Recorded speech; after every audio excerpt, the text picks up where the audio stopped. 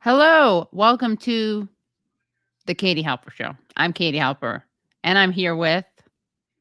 Leslie the third. Hey, how's it going? I'm good. You? I'm good. I'm good. I'm freezing.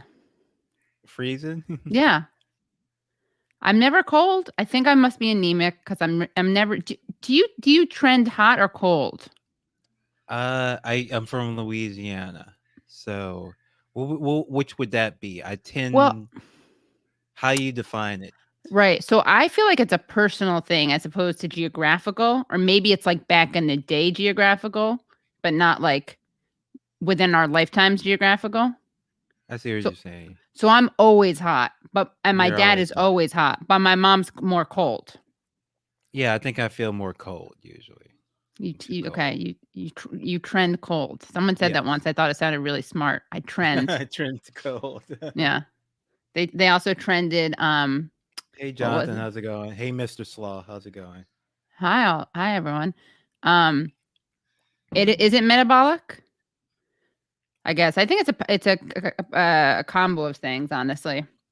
But anyway, so you guys need to remind me to make sure that I take my iron. Well, first I'll get my levels checked. But yeah, this is a great show. I'm so happy to see Leslie's face. Always a great face to see. Look at that smile. That was okay. I'm sorry. That's an awkward thing because I say how great your smile is, then you kind of have to. But you usually Smile. are smiling for real. Yes. Yes. Yeah.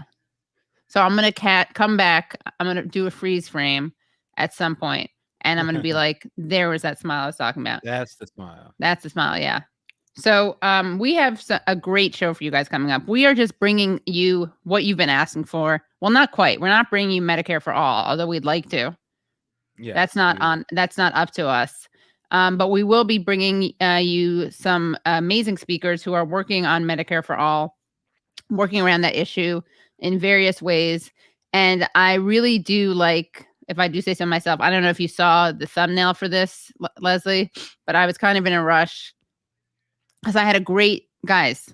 By the way, let me just take a moment to say, uh, if I do say so myself, let me just take a moment to say, please support the show on Patreon. Not just because like you want to do that because it's the right thing to do, the righteous thing to do, but also you get really great content, Oh, including yes.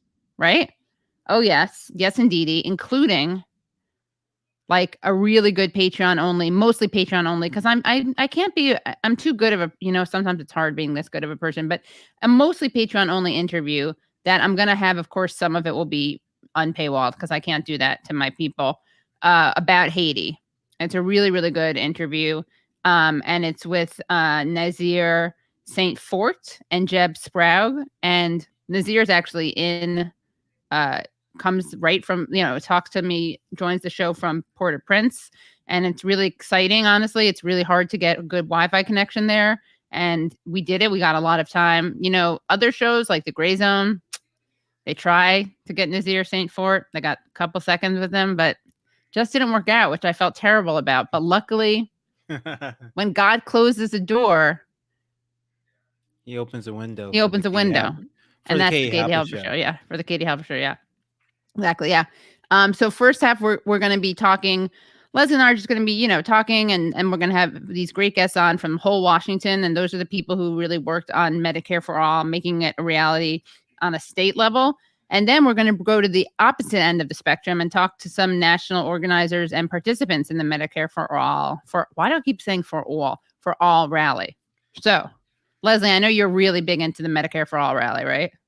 Yes, yes, yes. I mean, I've just seen you defending it on. I feel Well, like you're more anti rally well, than. it's more about just like it's kind of bizarre to see people who say they're socialists lobbying against the Medicare for All rally. What's going on with it? That? Just seems strange to me. I guess as a pro wrestling fan, I don't do kayfabe well. When I see people being fake and not being honest about what they believe, I'm like, that's fake because I've seen pro wrestling. So. What is okay? I'm gonna ask you something. I didn't used to have this. There was a time when I'd be really ashamed. But I don't. What is that term? It gets thrown around all the time. Kayfabe. What is it? Kayfabe. Oh, this is actually something I want to talk to you about. Yeah, because I'm a wrestling guy. Before politics. I'm wrestling. Before politics, I'm wrestling. But you can't understand politics without understanding wrestling. And it would be really unfortunate for me to allow you to not know wrestling while you're talking politics. I would not be a good friend or Oh, co-host at all. terrible. So first term, and this is good for the audience too. Kayfabe. Kayfabe is just pig Latin for fake, right? Uh, and kayfabe basically is the kind of veil of where of unbelievability around pro wrestling. Kayfabe is the fact that these guys are hired to go and do the job.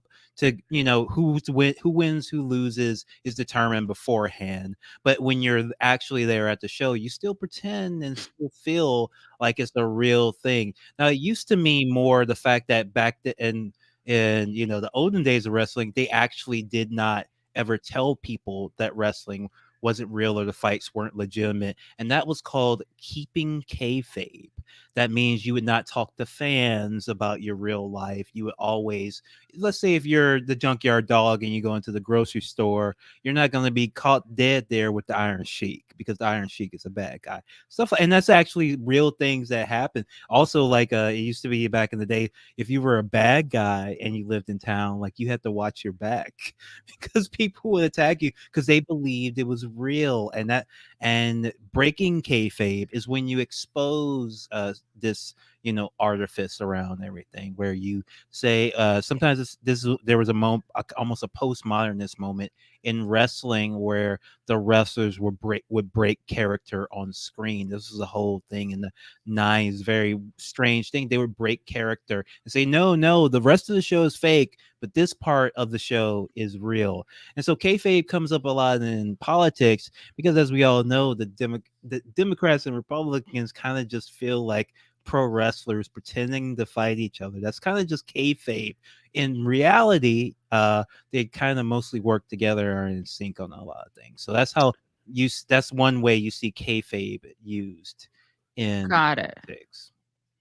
Okay, I get it. I think so you're saying people who are really angry about either really angry or anti these Medicare for All rallies are maybe a little Are keeping kayfabe. They're not saying what they actually mean, which is that apparently the Democrats have decided quietly that Medicare for All is just not a thing anymore, and a lot of groups, progressive groups, even left-leaning groups, have kind of got that memo and have just decided we're not talking about Medicare for All now under the Biden administration. And so when a bunch of knuckleheads get together and say, "Hey, wait a minute, you were talking about Medicare for All and say we were going to do this," and yada yada yada, wins that moving forward, they can't just say, "Hey, that was a joke. That was kayfabe, guys. We didn't really mean that." So instead, it has to be whatever other stuff that's on Twitter, but it's not. It has nothing to do with the actual rally or Medicare for All or politics. It's all kayfabe. right. It's all kayfabe, yeah. And we'll get into it. I have a little bit of a I don't know, say a bone to pick. There is what? How would you describe this in wrestling terms? What type this move? There's something that, and I think this March is a good thing. I think I'm pro March. I'm pro rally. But there is one thing I want to urge my fellow M4A ralliers. I just want to say this one thing. We've established that certain politicians will not be showing up at these marches. Right? Yes. Okay. Now, Leslie, is there like a wrestling move when it's like if I'm organizing one of these or speaking at one of these, I want to invite people to come, right? But then when they don't come, isn't it just diminishing returns to call them out?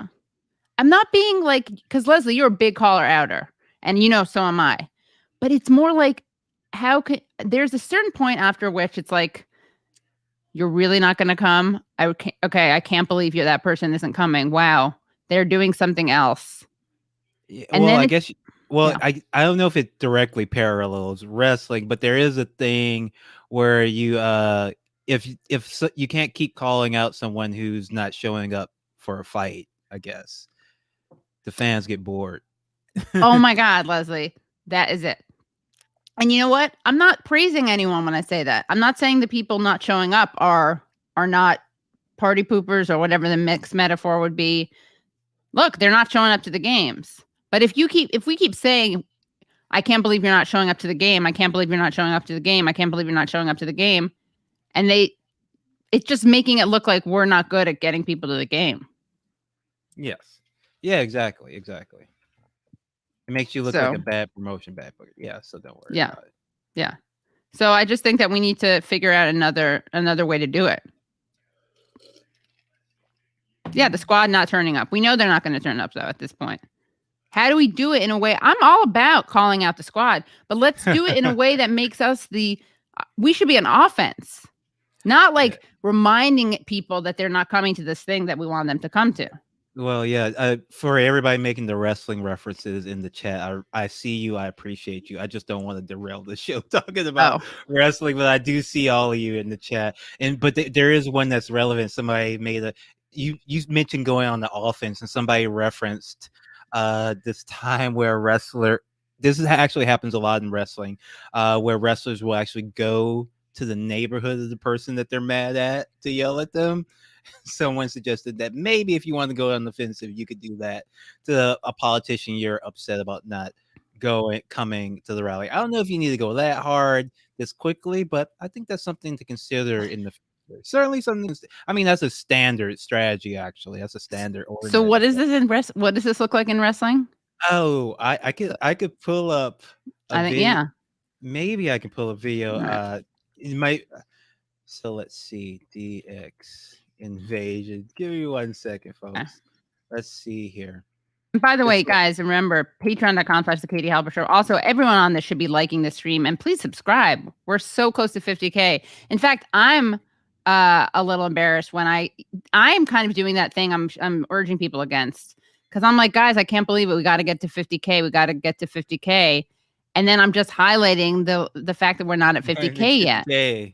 So what am I supposed to do? Be like, fuck, I don't care. Don't give me no. But then I can't play. I can't be ungrateful to the people who already came. Yeah, and subscribed. I'm gonna bring in, first of all, you know her, you love her. She's been on the show before, and she's gonna introduce the panelists that are coming on next. I'll do that too, but I want to introduce her because she's a real kind of a social lubricant and an unsung hero. And you know her as Sema Hernandez. Hello. And you're muted. You see? My God. No. Hi, how are you? Thanks for coming. Thanks for putting this all together. Yeah, no, thanks for the invite and the opportunity to help put this panel together to have this wonderful discussion on Medicare for All. And the way you described me was like a social lubricant. It was so sexy. There you go. You can use it. Use it. Yes. Yeah. And we are, just so everyone knows, we're running a little behind, of course. So we're having 2 segments. So people like in the back who just joined, just stand by because you're coming on. Your segment will be, next. Isn't this a fun show when you get to hear me talking to people in the back in the screen room, but you don't exactly know what I'm talking about? Anyway, okay. So Sema, would you like to tell people, we can break that fourth wall, just tell people why you thought it'd be a good idea for me to do this panel? Because you were pushing it and you were right, but I wanted to let you to, and then of course it's great timing with the Medicare for All, but absolutely. I think the last time we were on your show, it was with Dallas Goldtooth, and we were discussing the Biden administration and the tangible things that he could do. And we were having legit criticism about the squad and certain members in Congress that could be pushing for Medicare for All. At least, help amplify the message of other organizations that are doing the work. And I did a shout out to Whole Washington, and then Whole Washington is organizing this great ballot initiative that has a real chance of getting through if only we help and literally put all of our resources together to help amplify what Whole Washington is doing. And that's kind of how the panel started. And so, I helped, tried to volunteer to facilitate to get the message across for what Whole Washington is doing in conjunction with Red Berets. And a friend of mine who is also a healthcare policy advisor on my campaign to help put this panel together so that we can all kind of coalesce around this movement at a state-by-state level. Isn't that great, Leslie? No, yes, absolutely amazing. It's so great. I'm so moved by it. You really are, Sema, you're a firecracker. You're a firecracker, yeah. So it's interesting. It's Whole Washington. WW. WW. Isn't that part of the wrestling thing? Oh, WWF is, you gotta have the whole. Whole Washington fight. Whole Washington Federation. Yeah, it's actually WWE, World Wrestling Entertainment, but yes, or World Wildlife. Anyway, Foundation. Yeah. So this could be the Whole Washington fight. Yes, that's what I'm saying. All right. Well, so let's bring in let's bring in the WW women of the WW. WWW. Whole Washington. I can't figure it out. We're going to bring them in, and I'm going to bring them in all at once, and then I'll read all their bios, if that's okay. So we're going to bring in Georgia Davenport, Lisa Theobald, and Laura Fielding. Hello. Georgia's always been the most self-effacing of the bunch. I'm just kidding. I don't know if that's true. I just can't see her for some reason. Oh, wait. No. Yeah, she's in there. She must have frozen. Well, we're almost Whole Washington. We feel a little not whole. But thank you guys so much for joining us. Please tell us what you're working on, how Whole Washington fits into the March for Medicare for All. And I actually have some follow-up questions I will ask. But for now, please, yes, give us that general overview. What is Medicare? How about this? Let's start with what is Medicare for All? Take it, Lisa. Well, thank you, Katie, so much for having us on your show.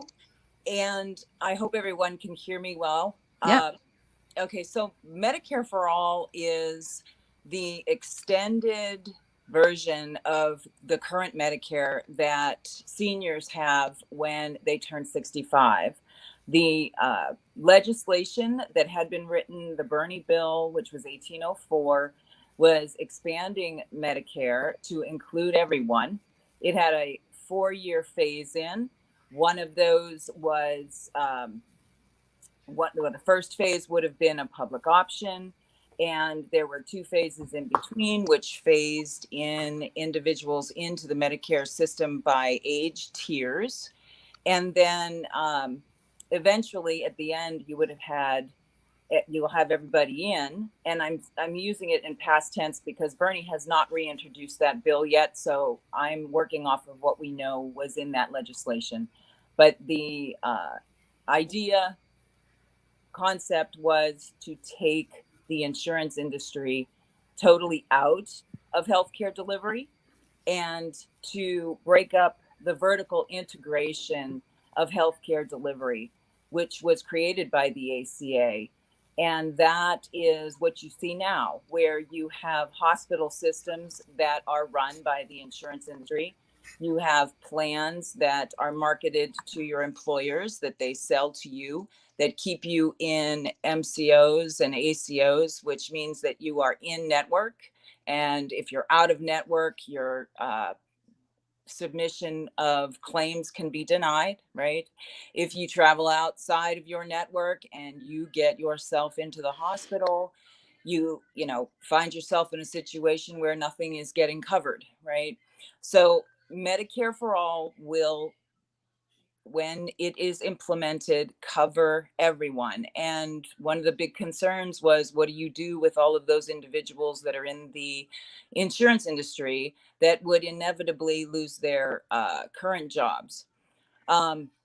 There's also a section in that bill that would retrain individuals and give them unemployment until they can get themselves reemployed again. So in a nutshell, that's technically what Medicare for All is. Awesome. And I want to apologize in my flusteredness.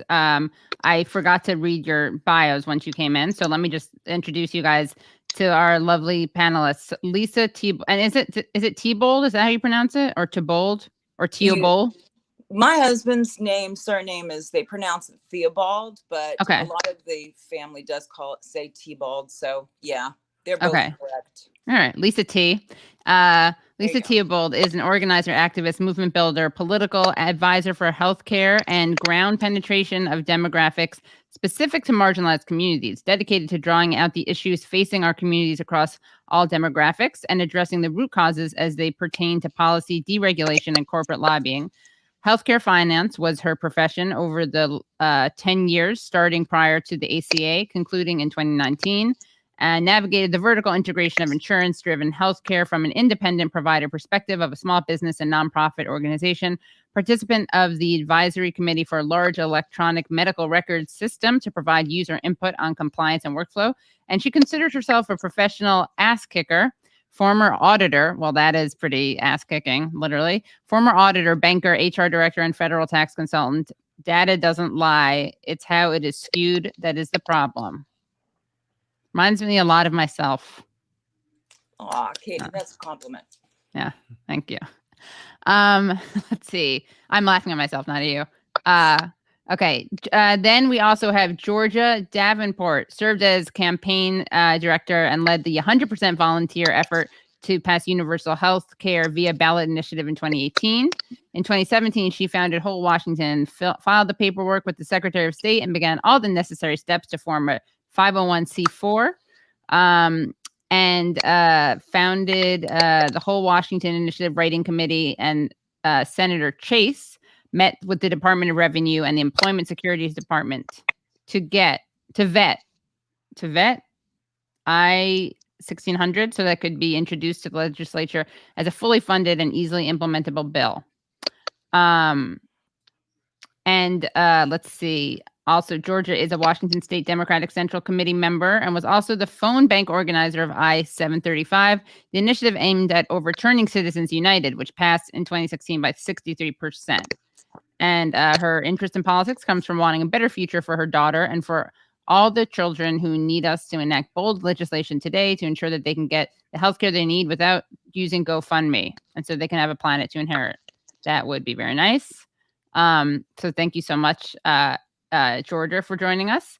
And then, now I'll get back to the questions, but I got to read the impressive bios. And then Laura Fielding is the founder and executive director of Red Beret's Medicare For All and board member of Whole Washington for Universal Healthcare. She's a holistic health care practitioner, wife, and mother. One of her biggest joys in helping to build a grassroots creative coalition is knitting for people she knows in Washington State, working class people across the country, and Medicare For All movement leaders. So thank you so much.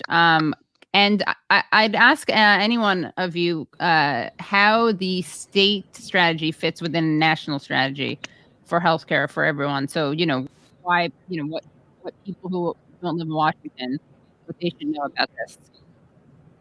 Yeah, so I always like to bring up the example of Canada. So Canada got their universal healthcare system province by province, starting with Saskatchewan.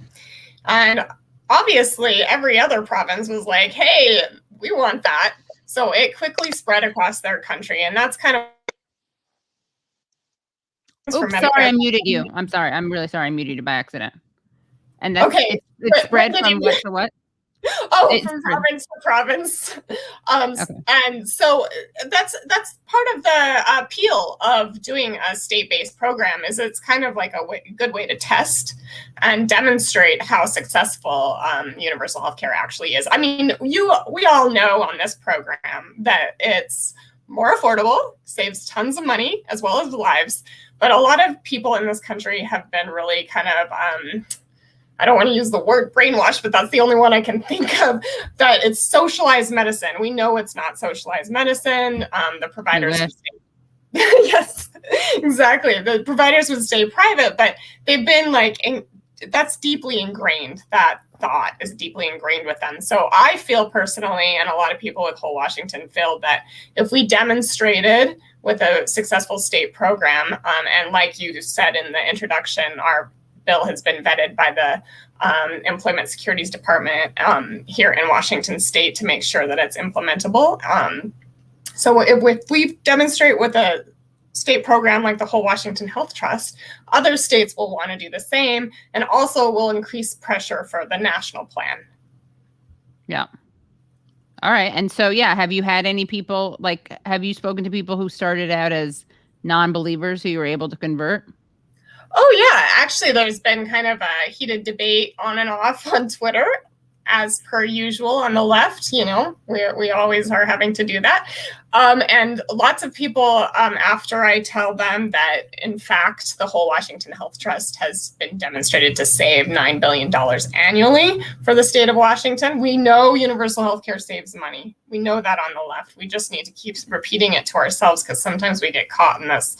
How much is it going to cost? And that it's how much it's going to save, and lives too.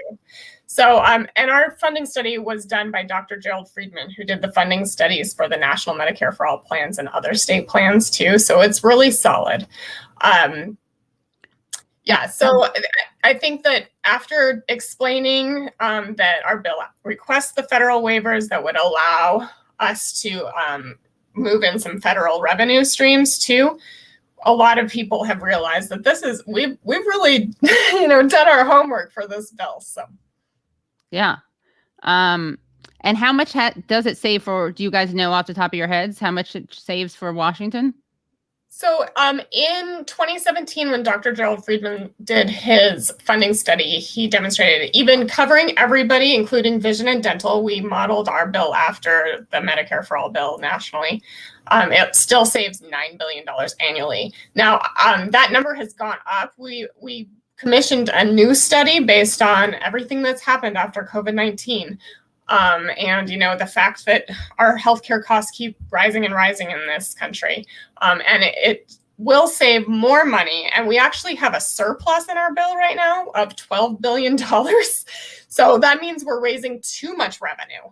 So we can actually eliminate some of the funding streams. And one of the things I want to do in the future iterations of the bill is eliminate premiums and reduce the cost, because really what we're trying to do with the whole Washington Health Trust is not only cover everybody in the state, all state residents, but we have 14 billionaires here in Washington state, and they pay zero income tax because we have no income tax in Washington state. So it's no coincidence that they decide to live here, right? Wow.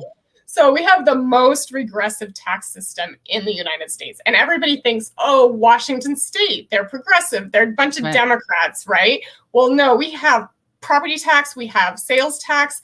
They just keep piling more and more taxes on the working class in our state. And then Bezos and the other billionaires get off scot-free, basically. So one of the things we wanted to do with the whole Washington Health Trust is balance that out a bit. Wow. No income tax. Mm-hmm.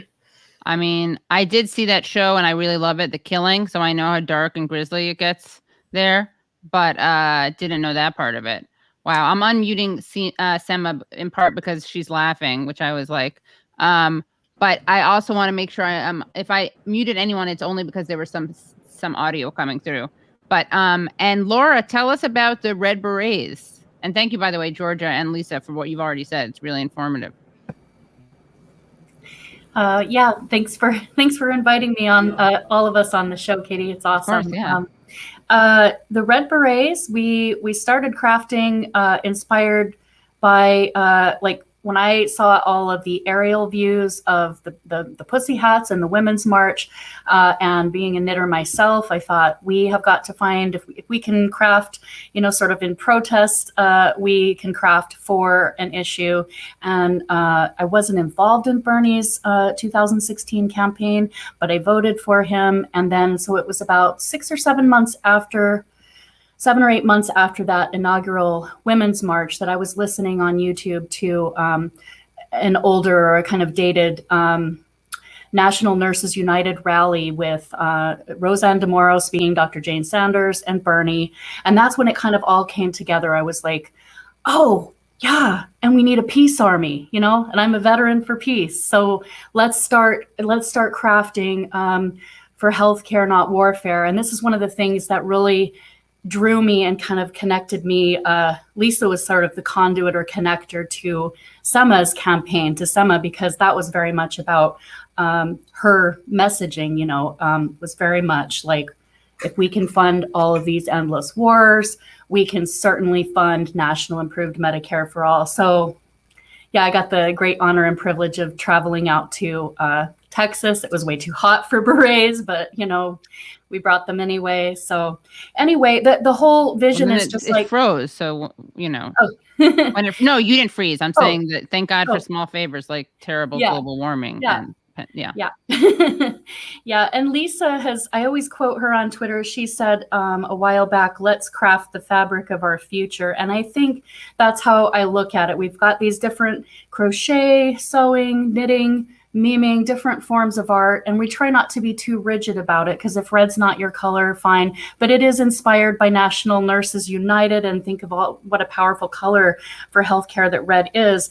And so literally we've just had, people beginning to craft for the movement, be it Medicare for All candidates, independent media who are platforming activists for Medicare for All, movement leaders, nurses. That was the thing. I was just posting like early pictures, and I was like, let's knit for nurses and the 99%. And it was Catherine Lewandowski. I wasn't connected to any organizers. It was Catherine Lewandowski who saw my post and came down and visited because she wanted to hear about the idea, but really she wanted to recruit me to Whole Washington. No, she said, have you heard about Whole Washington? So that's kind of been the beginning. And then, yeah, we just, there's all the policy debate is important on one hand, to kind of know this bill and that bill, and this is the way that we've got to do it, and this is the way. But for a couple of decades now, as I perceive it, learning what I know now about it, it's kind of like we silo people into these different sections. You're organizing over there for that bill. You're over here in this org. You're this, and it's very territorial. And I don't mean that policy debate is not important, but the idea of crafting this creative, connective fabric and a symbol of solidarity, so that we're all, we are going to disagree about some strategies. We're going to disagree perhaps what's the better bill, but we're all demanding national improved Medicare for all, a single payer system. And we are working at the local level on local resolutions like Shama Sawant wrote and passed for Seattle. So see, it's not just state versus, getting it nationally. It's actually, we have to build power at the very, very local level. And that's what we're hoping to do with Red Berets. So thanks to everybody who has, and one thing I will say is if people are like curious, like how can we get one of these? Very curious. We're very curious. You can see my pin tweet. You can go to wholewashington.org and you can order one. And if you're a crafter, you can start crafting. And Georgia will send you one of these. And it's actually, we don't have, unfortunately, we would love to have Our Revolution National or, Bernie, or it's people start to send out mailers so that we could raise some grassroots funds. But right now, what we're doing is we're knitting and crocheting these berets. And so you're actually helping to pay to print out all of these union printed petitions, and each petition holds 20 signatures, right? Sorry, I'm... No, yeah. So it's very helpful. People are actually, it's not, because there's been a little bit of stuff on Twitter like, oh, you're not a serious activist, and what are you really doing? You're just knitting hats. And it's like, well, actually, we're helping to fund a ballot initiative. And that's a very important and noble cause. Absolutely. Thank you. Thanks, Sema. Yeah. And what about, what's the relation, and Sema, jump in with any questions, Sema or Leslie, any questions you have. I know, Sema, you'll probably have a bunch. Well, I do want to tell people that what drew me to Whole Washington was the ballot initiative that they launched, which was the first state ever to launch a ballot initiative back in 2018 to push for Medicare for all state by state. Because we know that there's going to be a delay at the federal level to get legislation passed. But at the very least, while the federal government is working on a different level, activists and local people can organize at a state by state level. So I wanted to look at their game plan. I wanted to know what their blueprint was so that maybe we can replicate it in other places like Texas, where our healthcare is being cut all the time and people are being pushed out of the current state funded Medicaid for children or even Medicare for adults without any moment's notice at all.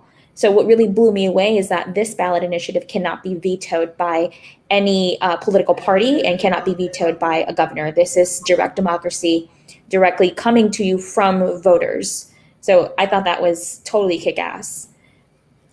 Yeah, actually, ballot initiatives are something that I so appreciate having access to, just because we have so many corrupt elected officials. I'm sure I'm preaching to the choir here, but in Washington State, for example, both the chairs of the House and Senate Democratic healthcare committees are Democrats, and they take tens of thousands of dollars from pharmaceutical companies and insurance companies for their elections. And no coincidence, they have never let a single payer bill out of their committees. They always kill it in committee. Sometimes, if we're lucky, we get a hearing, but then it dies in committee. So that's why I kind of fell in love with the ballot measure process, is because you can circumvent those elected officials who are definitely listening to the lobbyists, the healthcare lobbyists, and not their constituents or groups like Whole Washington.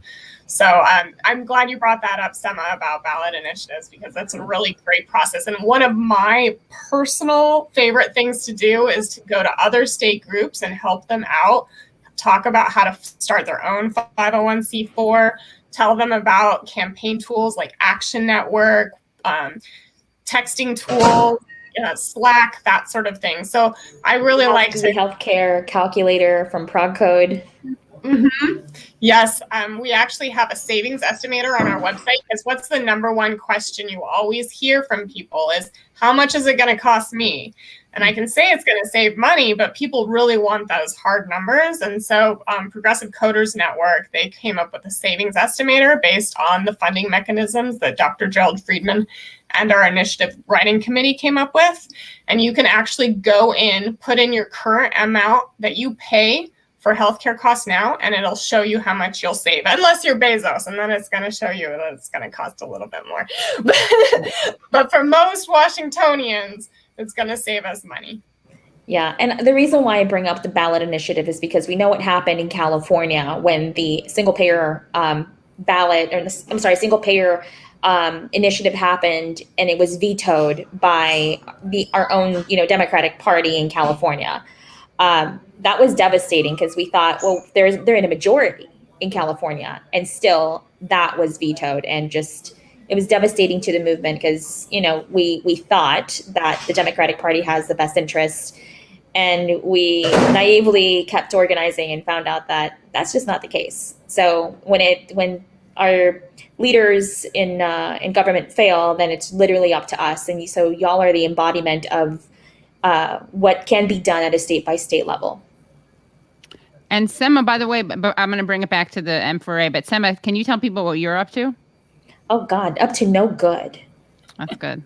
Sema, no good, Hernandez. Up to no good, yes. Well, yeah. Sema was an organizer and big climate organizer, and also ran for Congress. So yes. And can you talk about the relationship between Whole Washington and the Red Berets, and also the Medicare For All marches that are happening across the country on July 24th? And what kind of coalition of grassroots volunteers is bringing that together, and some of the coalition partners and speakers? I'll start that out, and then I think it would be great if Georgia talked about some of our coalition partners in Washington State specifically. It was a few months ago that Sharif Snuggs, who is one of about 5 or 6 First Corps people who, after Force the Vote, just started looking around, finding out what's happening now. Okay, they didn't force the vote. What are we going to do?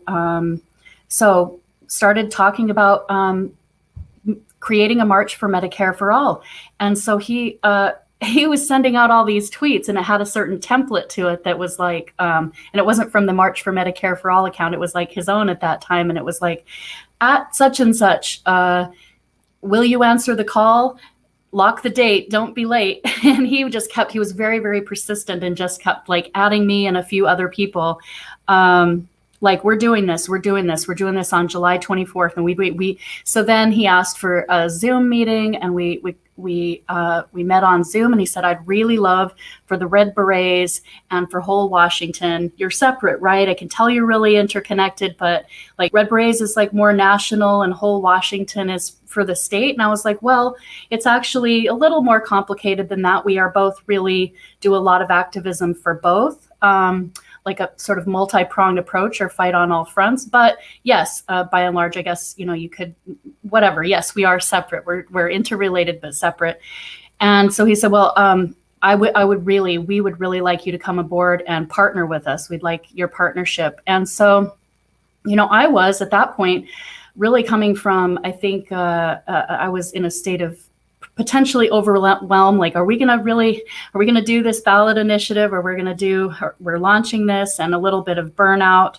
So I let him know, we will help. Of course, I will reach out and just check with a few people, 100% Red Berets. And then of course I contacted Georgia and a few other people from whole Washington, and, partnership, offering solidarity. That piece is 100% easy. No question. We're in. In terms of the organizing, I did let him know, wow, helping on a national steering committee for a major march and overseeing many, many other steering committees is a huge, huge undertaking in and of itself. And with this ballot initiative, I just want to let you know, we are both on board for being partners and helping where we can, but that's a lot. We'll do what we can. And then in the meantime, I reached out to Andre Stackhouse, who is the lead organizer. He's phenomenal. He had done recently we had invited Dr. Victoria Dooley and Justin Jackson on to do that live stream showing that whole Washington hosted in the end of Black History Month. And so Andre is really all of the things that I'm not really. He's just very, very great at voicing the policy. Also, I get a lot bit excitable and fiery on Twitter, and he's just very good at coalition building and kind of not firebombing everything. Yeah. So, and just in the interest of time, I realized I wanted to make sure you guys got to what the issues of the end goals of the rally were, and also let's see what the end goals were, and if there are any demands or calls to action that are coming from the rally. Well, from the marches. The marches. Yes, absolutely. So as far as the national marches, I think in 55 locations now on Saturday, we are absolutely demanding. Our demands are national improved Medicare for all, for everybody, all over the country. Biden could pass it under the 1881A Act. So those are the demands. I would also like people to go, if they haven't signed up, would like you to go and sign up and just get your friends out. There's probably a march near you. And also there is a lot of cost, this being entirely grassroots, there's a lot of cost that's being incurred by just organizers. It's literally the working class that are coming out of our pocket. We don't have a lot of money, and yet we're funding things like permits, sound equipment, and the whole 9 yards. So if people can go and chip in and donate for a button, a bumper sticker, or a little bit or a lot bit more than that, there's just so many people who have worked so hard. We really have a very, very diverse coalition, both in terms of, people of all colors of the rainbow, and as well, we have conservatives involved, we have socialist alternative, we have Green Party, we really have people from all over the political spectrum and ideology that are coming and as core art organizers and speakers. So if you're not following, go ahead. Let's let Georgia jump in. Sorry, Georgia. Oh, I just wanted to ask, didn't they just launch a petition for human rights violations? They're going to submit to the UN. So yeah, Cuba. If you go to what's that? Wait, sorry. Say that again. The Sorry. March for Medicare for All just launched this petition that okay. If that's good. Maybe Laura can say it more concisely. I just kind of saw it come through in an email, but it's basically if Medicare for All isn't enacted, then they're going to launch a complaint to the United Nations for human rights violations. So I think that petition's on like the homepage of their website. If you go to, maybe somebody has March website. Yeah. I'm like whole Washington centered. So it's m4m4all.org. M4m4all. If it's a matter of like compiling a list of human rights violations, Katie, y'all know it's a long ass list. Yeah, no, yeah, I got my ears perked up. I thought you were going to make fun of the Republicans for doing that in Cuba. No, and yeah, we're talking, yeah. Yeah, there's so many violations everywhere. But one of the most interesting things that I've come to know from my policy talks with Lisa is like really digging deep into policy and her bringing me to the realization that it is the big pharma that of course underwrites the policies, but also the fossil fuel industries that also underwrite the healthcare industry. And I don't know if Lisa, would you mind talking a little bit about that to just give people some background as to why it's so difficult to get a ban on fracking and how that's tied to who underwrites our policies? So I think we all know that what we have as far as elected officials, they are heavily dependent upon who funds their campaigns. So it's really easy when you, I build over 1 million claims over a period of 10 years. My teams did. And when you are billing Medicare, it becomes very apparent who runs what even when it comes to Medicare. Okay. Medicare dollars are being utilized to underwrite Medicare Advantage plans. They're basically taking the money that is for the people to pay for Medicare, and they are giving it to the insurance companies to underwrite certain plans. Okay. And healthcare being regional, it is very easy then for health insurance companies who aggregate your data in a regional area to know what kind of illnesses are in those areas, right? And what is going to come up because of contaminants and environmental contaminants. And if your air quality is lousy, like in Pittsburgh, we have the second worst air quality in the country. And it has to do with the topography and the inversion and the inability for the air to get cleared out. So the pollutants stay stuck there. We have awful asthma, lots of COPD. There's a lot of cancers that come up because of that, right? So what you have then are energy industry that know this information, and they work closely with the pharma lobby and the insurance lobbies, because it's very easy now to underwrite insurance plans that have what we call medical protocols, so that instead of your doctor dictating what kind of treatment you might need for a oncoming illness or something that's ailing you, your insurance industry is going to say, okay, this is how we treat this ailment. And it doesn't matter if it's Katie that's sick or if it's Lisa that's sick. We're two different individuals, right? Or Sema that is sick, who has a different biological background because she's indigenous, right? All of those things factor into how you treat people. But if you are an insurance industry underwriting an insurance plan, you can write medical protocols that fit into a box, one size fits all, and it's much cheaper to treat people under these protocols. It also is part of the reason why you see less and less doctors and more ARNPs that are supervised by doctors, right?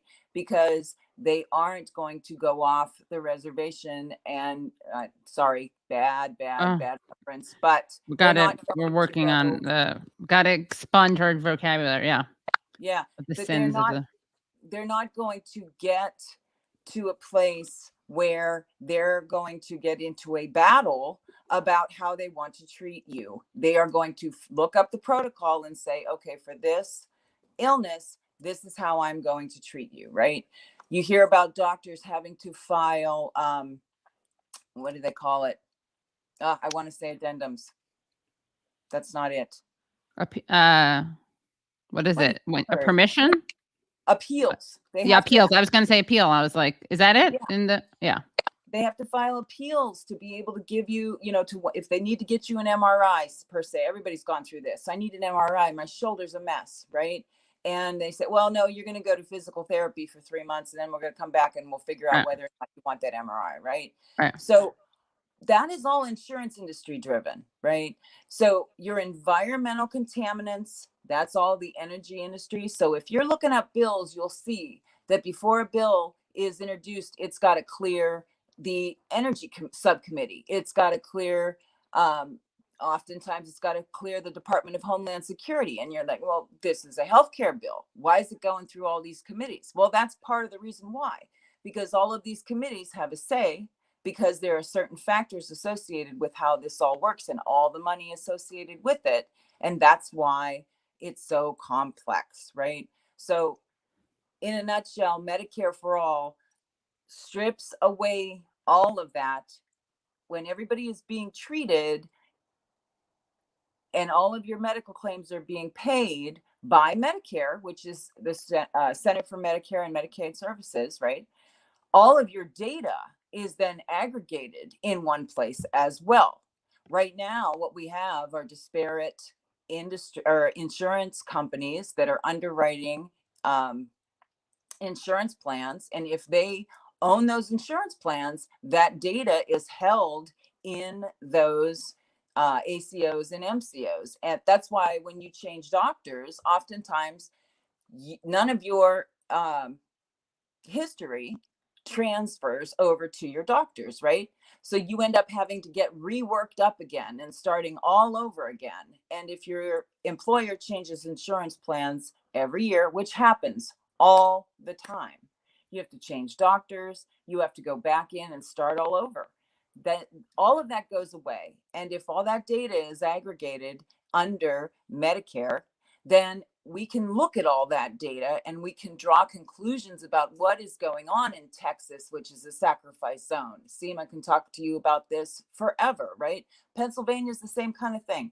We've got all these mines and we have all this fracking, and we've become a state that's got pipelines crisscrossing it like spaghetti, right? And all of those contaminants in the ground and in your atmosphere and around you environmentally are going to impact your population, and you're going to see disease manifesting because of it. So that's how that's intertwined. Wow. Well, that's depressing and also kind of exciting, because it's nice to know that you guys are working on these things. So what can people do to find out more about what you're working on? The best website to go to is wholewashington.org. You can sign up to volunteer. You can donate. You can get a red beret. Actually, I got a lot more red berets sent to me by our wonderful crafter named Fran, whose red beret I'm wearing now. Also, we have Bernie mitts. Oh, I need handcrafted. Okay. So there's just a lot on our website, like the savings estimator, merchandise. And a lot of people might be wondering, why would I donate to an organization in Washington State when I'm in New York? And like I said earlier, I think it's just we're getting the ball rolling. Once I think Sharif likes to say, open the floodgates. The floodgates are open. So that's what whole Washington's going to do. We're going to enact the system just like Canada did, province by province, but state by state, and hopefully pressure at the same time the federal government to pass Medicare for All. Awesome. Sounds great. Well, thank you so much for coming on. I'm a little disturbed because I heard you have multiple hats, and I thought we were fighting for a world where to each according to his own needs, and I don't have any of those berets. I don't think Leslie does, so we're gonna have to talk about this off camera. Winter is coming, so winter is coming. We really got it. Yeah. I think everyone also does need a March for Medicare for All button and T-shirt to go with and on their red berets, because I know we're in a rush here, but this is one of the things that I thought, if this is the fabric, people can put whatever their orgs. If you're DSA, you wear your DSA M4A button on it. If you're Our Revolution, wear that. It's Social Alternative, personalize it. Yeah. But we need, so wholewashington.org and M4all.org. thank you for making both of those 2 stops this evening or when you see this. Thank you. And thank you all. And thank you for the policy talk. Thank you for the what do you call it? The blueprint for doing this. And thank you for the Red Berets that help to fundraise, not just for candidates like me, but also for the ballot initiative. That's super important that they're tied together. Thank you, Sema. All right. Now I'm like totally blown away because when she said the pussy hats, I wanted to laugh and I was containing myself. Yeah. Because it was just a sea of pink, but with no purpose. It was just a statement. This is an actual cause. Purposeless pink. Yeah, that's good. I like that. Yeah, red. What red for? I don't know, reform or revolution, wherever you fall on the spectrum, versus pink for platitude. There you go. There you go. Yeah. Yep. All right. Well, thank you guys so much. Thank you for having us on. I really appreciate it. Yeah, it's great to be here. Thank you. Yeah, thank you so much. And thank you, Sema. Yeah, Not a problem. You guys keep doing great work and keep kicking ass out there in Washington. And we'll just keep on pressuring, our elected officials, our progressives to do their work. yes. And hopefully they can learn something from the Texas Democrats here who literally just left the fucking floor and said, we're not voting for your voting rights. But I'm really, really excited to have you guys here. And thank you, Katie, for helping to put this together. Of course, yeah. I know healthcare policy is very, very, long and sometimes, too much, but it's super important to know the ins and outs of it and how people can get motivated to fight for their rights and not end up, like another failed attempt, as most of our members in Congress have showed us. Yeah. But I'm happy to stay. I'm happy to go. Sema, will you stay and continue to be that sexy social lubricant that we were talking about before? Okay. Not that you guys also aren't that too, but okay. Bye, guys. Bye. Bye. Bye. That was great, right, guys? Wasn't that great? Yeah. Oh, damn. Hold on. That was great, right? Right, guys? Yes. All right. Yes, it was very good. All right, that was very good. Now we're gonna bring on those are some of the people who I just wanted to put the faces to the names, and also people keep talking about this cause, Medicare for All, like it's just a bunch of angry, celebrities, and there's some of that, and we're gonna have one of those coming right to join us right now. But it's about so much more than that, and we are bringing on 2 speakers from the people who are actually speaking in the march this weekend, and you know them, you love them, you have strong feelings about them. Let's say definitely one way or another.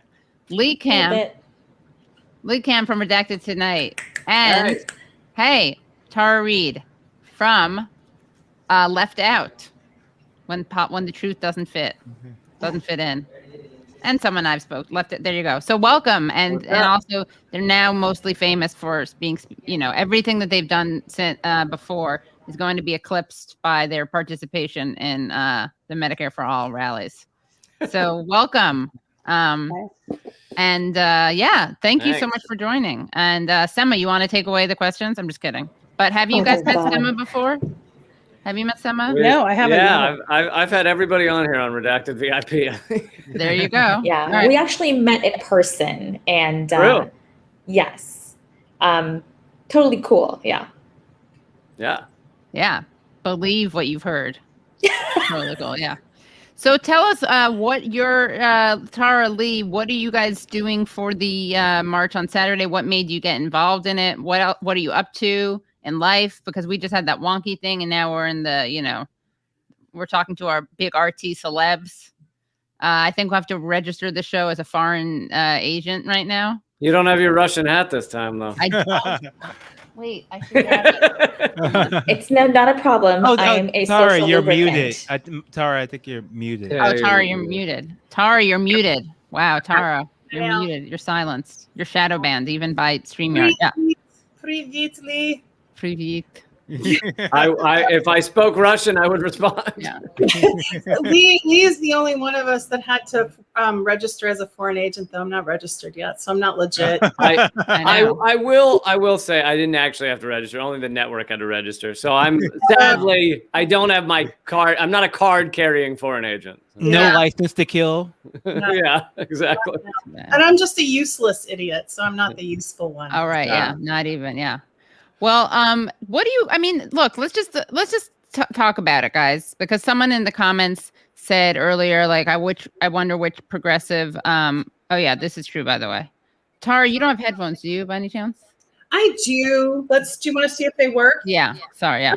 Let's try. This gives us a chance to revisit the very important message. Help Katie Halper surpass 50K subscribers. Don't forget to sub. Yeah. But yeah. Let me just mute you, Tara, until you don't get triggered. I will not shout. I won't suppress your voice once you put in your headphones. So I'm going to be clear. Yeah. Katie, I have like 4 different YouTube accounts, and so I have subscribed 4 times to your show to get you over 50. Oh, great. Uh-oh. You're going to get Same goes for Lee. Oh, great. Thank you. You're running a bot farm now, Katie. I know. Seriously, I was going to say, isn't that going to get me in trouble that you're voting free or early and often? Frequently? Yeah. So I change devices. She's also the entire K-Hive. So. Yeah.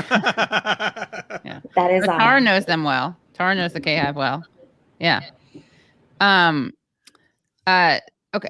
Let's see. Sorry. How's the audio right now? Someone was just telling me, Katie, that shtick is getting old. Leslie, they didn't even pay for that. Why did I read that? Why? If you're going to talk to me like you know me in real life, be nice to me. Not too much ads, but no haters tonight. We got a great paddles. We're not dealing with any of the haters. And you know what also is annoying is that like someone's like that shtick is getting old. Like someone will say that, and there'll be one person who says that, but so many people won't say that, and they will maybe like that shtick. Katie, you and I as comedians know this well. You play to an audience of 100; they're all laughing. One guy's sitting there bored, and you just notice him. Yeah, exactly. Yeah. So thank you for reminding. Thank you. Yeah, Lee really stand up, made it. Lee and I used to do comedy together, and one of us really made it. And then Lee, we both really made it. What are you talking about? Yeah. Let's see. Tara, are you back now? She's muted. You're muted. Okay, let me unmute you. Okay. Am I unmuted? Yes, you're unmuted. Yay. Okay, great. All right. They can hear me okay. Yes. All right. So, okay, sorry. That was such a great talk on the last section. So I'm just, my brain is kind of decompressing.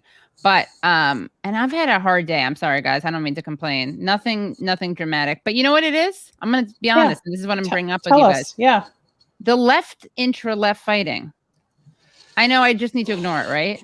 But I got so stressed out by it, and there's really no reason to. So I'm gonna move off of that and just ask you guys why this matters, and what do you say to people who say, "Oh, this is just divisive. This is just what are the things that they say? This is because you hate the squad. You're